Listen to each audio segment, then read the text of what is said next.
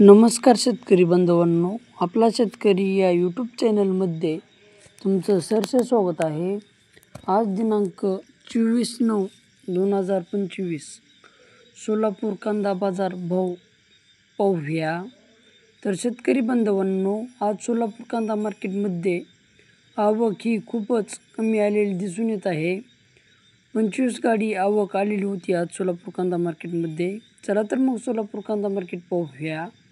सोलापूर कांदा मार्केट आवक 25 गाडी, किमान दर 300 रुपये, कमाल दर 2050 रुपये, तर सरासरी दर 1350 रुपये। तर शेतकरी बांधवांनो, सोलापूर कांदा मार्केटमध्ये कांदा भाव वाढलेले दिसून येत आहेत 1 ते 1.5 रुपयाने।